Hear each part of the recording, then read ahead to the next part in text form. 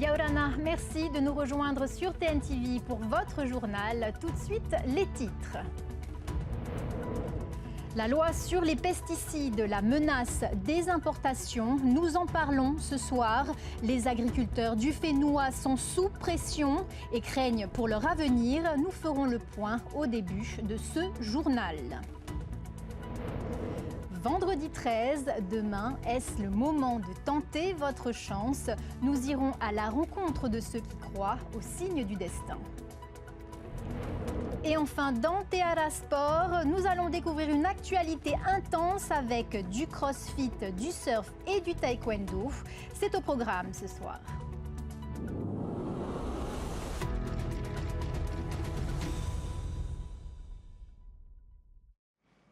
Alerte sur le secteur primaire au Fénois. Après 2 conférences de presse en une semaine, les agriculteurs s'inquiètent. Entre la future loi sur les pesticides et l'ouverture potentielle des quotas d'importation, la filière se dit menacée. Ajoutez à cela le contexte international et l'inflation. Le coup de grâce pour nos producteurs. On fait le point avec Laure Philibert. Que vont devenir les agriculteurs? C'est la catastrophe. Ils se sentent exclus des discussions et désorientés face aux mesures sur lesquelles planche le pays. La semaine dernière, le syndicat des agriculteurs polynésiens dénonçait l'impact du projet de loi sur les pesticides à l'échelle de la filière. Une loi qu'ils considèrent injuste car applicable uniquement sur les productions locales et pas sur les produits importés.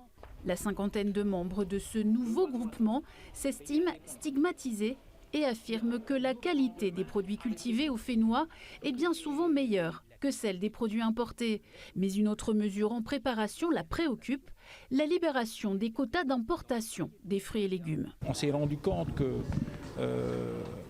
il y a une libération totale des importations de fruits et légumes qui va se faire incessamment sous peu.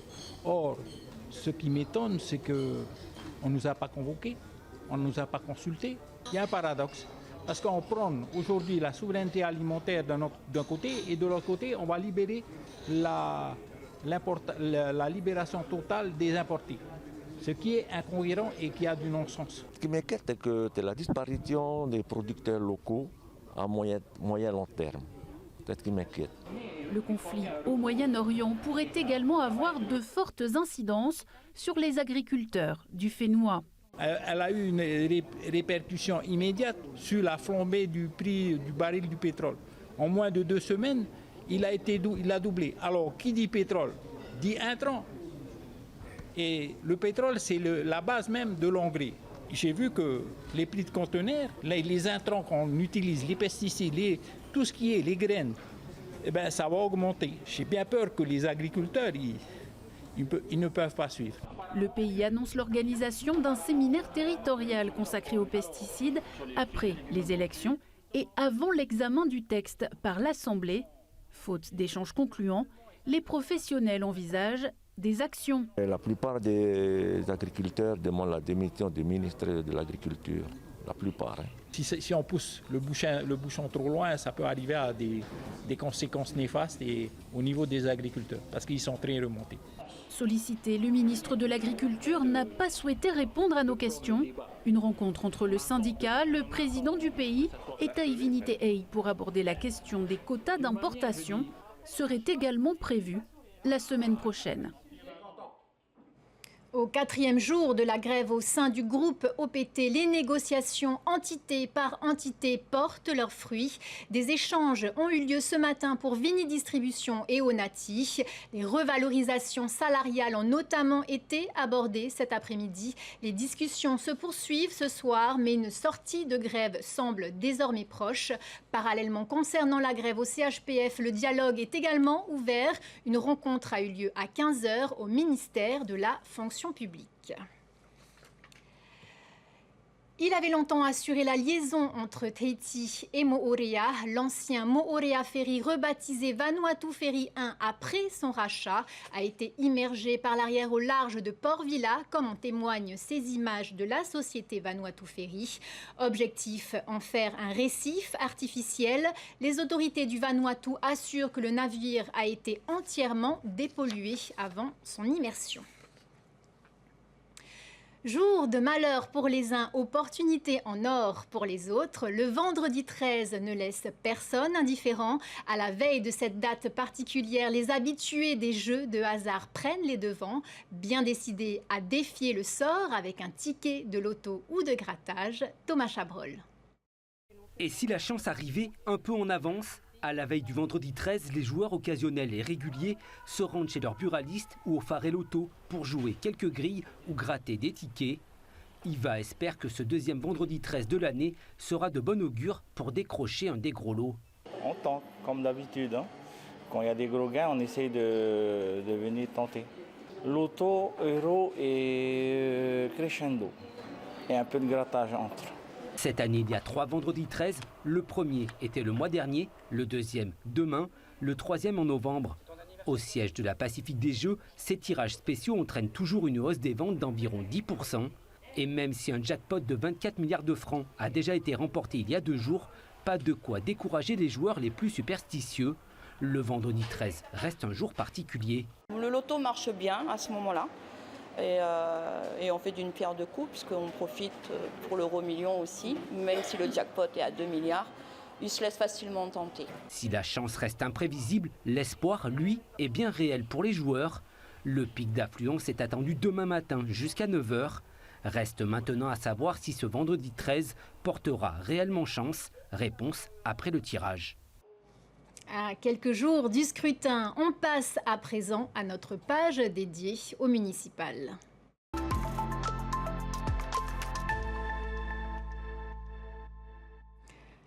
À Tayarapu-Ouest, la campagne municipale s'annonce disputée avec 5 listes en lice.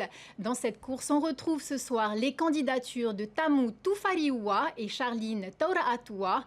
C'est sur les besoins du terrain que cette dernière veut faire la différence. Actuelle maire déléguée de Toahotu, elle mène pour la première fois sa propre liste. Elle nous détaille ses engagements au micro de Davidson Bennett. Les projets principaux sont pour Toahotu, c'est la demande de la population, leur cimetière.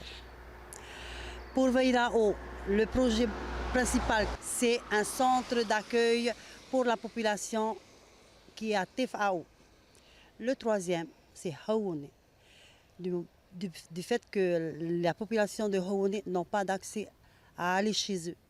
Hauone se trouve à Toahotu, pas loin de la marina de Otueriri. Il n'est pas voyant, mais il y a des habitants qui habitent là, il y a des malades, il y a des matahiapo qui y vivent, il y a des enfants qui vont à l'école, et il y a même eu des décès, en sachant bien que les pompiers ne peuvent pas y accéder. Face à elle, Tamu Tufariwa souhaite de son côté redynamiser les comités de quartier et lutter contre les addictions par le sport tout en assurant la poursuite des travaux hydrauliques engagés. On l'écoute toujours au micro de Davidson Bennett. Remettre en place les comités de quartier pour faire valoir notre jeunesse dans les interquartiers, les tiurés, tout ça. Et surtout avec le fléau qui est l'ICE, qui touche tout le monde. Donc je pense qu'avec le sport, on peut les aider. Actuellement, on est arrivé à mettre la tuyauterie sur le bord de route. Et je pense que ceux de la prochaine mandature devront mettre la tuyauterie dans les quartiers. Dans tous les quartiers de Toahotu, Vairao, Teahupo, il y a du travail. Donc déjà, pour ça qu'on préfère se maintenir au projet actuel pour les terminer. Voilà. Et parmi les 5 têtes de liste, Apir-E place maintenant à Tilda Garbut Harehoe et Abel Temari. Tous deux mettent la proximité avec les habitants au cœur de leur engagement, mais avec une vision différente. On les écoute dans ce reportage de Sophie Guébel. Dans les quartiers de Piré, la campagne se joue aussi au plus près des habitants. Pour Tilda Garbut Harehoe, cette proximité est au cœur de son projet municipal. Forte de son expérience dans l'éducation et le social, elle souhaite remettre la personne au centre de l'action publique. Nous voulons vraiment miser sur la personne dans ce qu'elle est, la personne dans son environnement déjà de logement, dans son environnement professionnel, dans son environnement social, quand on a des voisins à côté, qu'on est dans un lotissement. Voilà, c'est vraiment la personne qui nous intéresse. D'où cette proximité avec les personnes. Et c'est pas de maintenant, hein, je l'ai toujours fait et je continuerai à le faire. Il faut, je pense aussi, mettre en place ici même à la mairie un service dédié au logement. L'accompagnement est important à partir de la mairie. Même volonté affichée par Abel Temarii. Premier adjoint au maire, il connaît bien les dossiers municipaux et entend renforcer la présence des élus sur le terrain. Il souhaite notamment un meilleur accompagnement de la population. Il faut changer d'abord les personnes. Il faut changer la manière de se comporter auprès de la population. C'est ça. Aujourd'hui à Pirée, on n'a aucune proximité. Nos élus ne sont pas disponibles. C'est ça qui manque aujourd'hui. On ne va pas assez écouter les gens. On ne va pas prendre le temps de les écouter et d'essayer de les accompagner. Si on ne peut pas, on leur dit. Mais quand on peut, il faut les accompagner, il faut les aider à faire leur dossier, tout ça. Et je trouve qu'on ne fait pas assez de ce genre de choses-là pour la population. Pas de Pirée notamment. Hein. À quelques jours du scrutin, chaque candidat tente donc de convaincre. Les électeurs de Pirée auront bientôt la parole pour choisir la vision qu'ils souhaitent pour leur commune. Nous poursuivons notre tour d'horizon des municipales à Moorea. Après 3 candidats rencontrés hier, cap ce soir sur les 6 autres candidats en lice. Nous nous penchons tout d'abord sur les engagements d'Evans Haumani, Temeire Chavé et Francis Chinoa. Reportage de Veitiare Pereira. Pour Evans Haumani, maire sortant et tête de liste de Moorea Mei-Oto ou Fénois, la priorité est de poursuivre les projets déjà engagés. Ma priorité d'abord, surtout le lycée, c'est très important pour nous, pour nos enfants.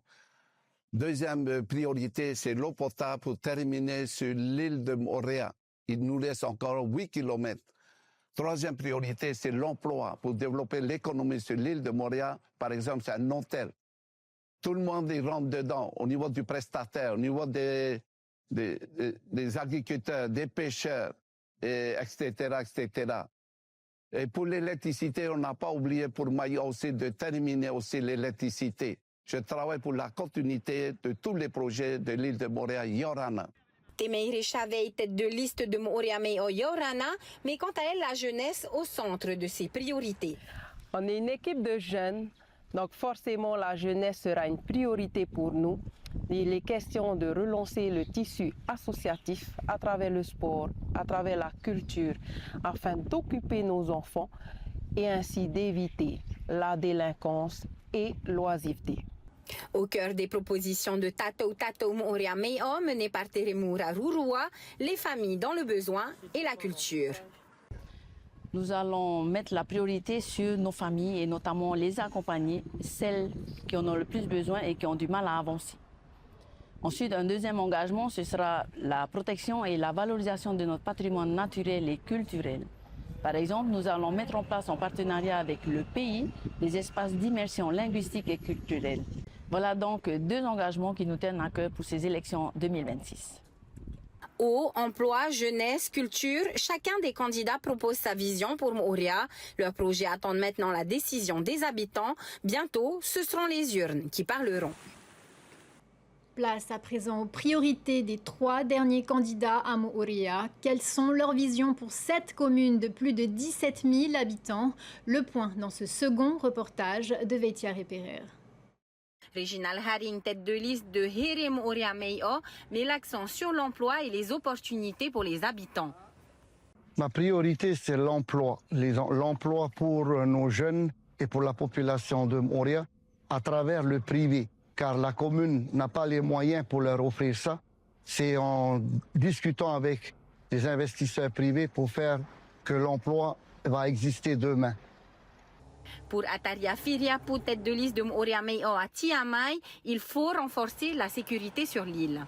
Les quartiers ont besoin de la sécurité, nos jeunes ont besoin de la sécurité lors des événements qui sont organisés sur notre île. Et un peu partout, on a senti que la population est frustrée par rapport à la question de la sécurité. Donc, nous avons donné et redéfini notre priorité en faveur de la sécurité.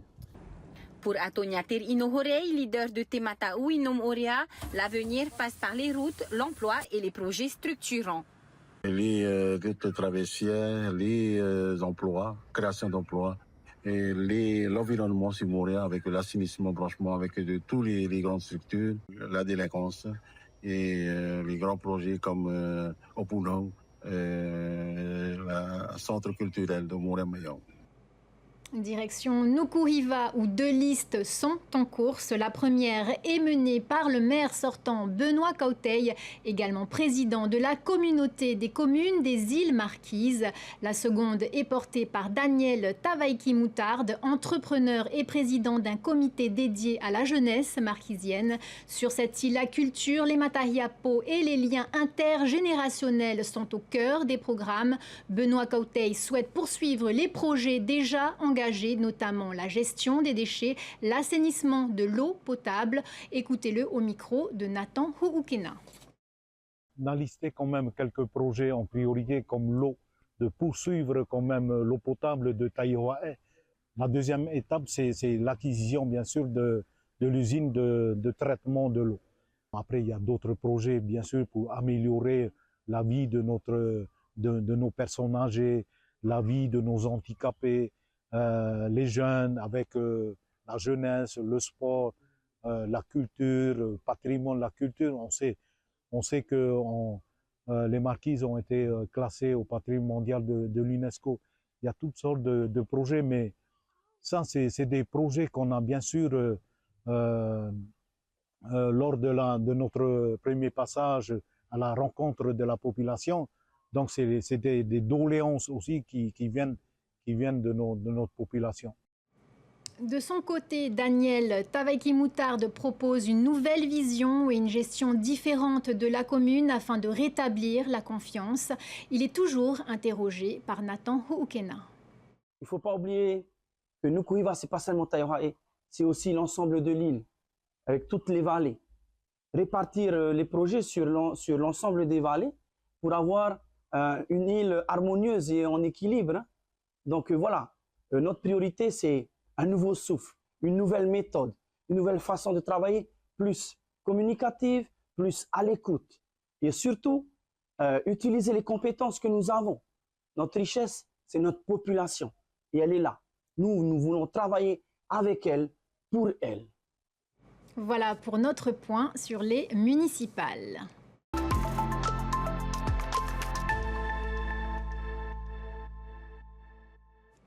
Place à présent au sport avec Teara Sport et Oriano Tefao qui remplacent exceptionnellement Désiré Teivao ce soir.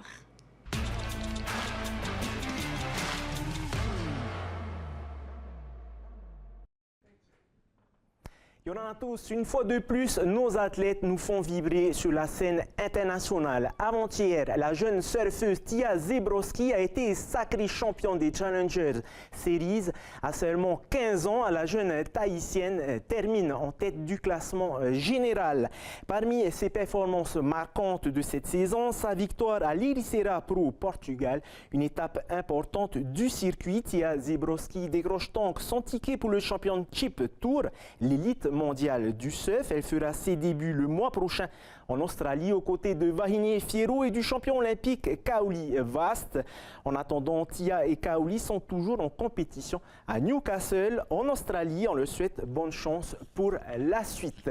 Destination maintenant les États-Unis où nous allons parler de taekwondo. Comme chaque année, la Fédération Polynésia Taekwondo a aligné une vingtaine d'athlètes tahitiens aux US Open Championship à Las Vegas le week-end dernier. Chez les jeunes, Mananui Shinfu Badenas du club d'Excelsior décroche la médaille de bronze en cadet chez les moins de 49 kg. De son côté, Kohai Siu Maitere du club Tahitian Martial Spirit sauf une belle médaille d'argent chez les cadettes des plus de 59 kg. Les seniors, eux, se sont arrêtés au deuxième combat face aux meilleurs athlètes de la zone panaméricaine. Prochain rendez-vous pour la délégation tahitienne, les championnats d'Océanie à Sydney à la fin du mois. Et pour terminer, nous restons du côté des États-Unis, mais à Miami cette fois-ci, où ce week-end se disputera un des plus grands événements de CrossFit, les Wodapalooza. Pendant 4 jours, des milliers de compétiteurs venus du monde entier s'affrontent à travers plusieurs voies, des épreuves exigeantes qui mêlent force, endurance et gymnastique. Et le Fénois est bien représenté cette année avec 17 athlètes engagés, 9 hommes et 8 femmes. Certains concourent en équipe de 3, d'autres en binôme selon les catégories, les niveaux de compétition. Un week-end intense donc pour nos représentants opposés à l'élite mondiale du CrossFit. On leur souhaite le meilleur pour cette grande compétition. Voilà, c'était l'essentiel de l'actualité de Noaito à l'international. La semaine prochaine, retrouvez Désiré Teibao aux commandes de TRA Sport en espérant qu'il n'ait pas attrapé de coup de soleil pendant ses vacances au Tuamotu. On l'espère aussi. C'est sur cette note sportive que nous refermons ce journal. Dans un instant, votre magazine Moana, suivi du 5e épisode de Pékin Express, la route des glaces. Demain, retrouvez Mika Delattre dans vos journaux du week-end. Très belle soirée à tous sur notre antenne. À bientôt. Retrouvez ce journal en replay sur notre site internet et notre application mobile TNTV.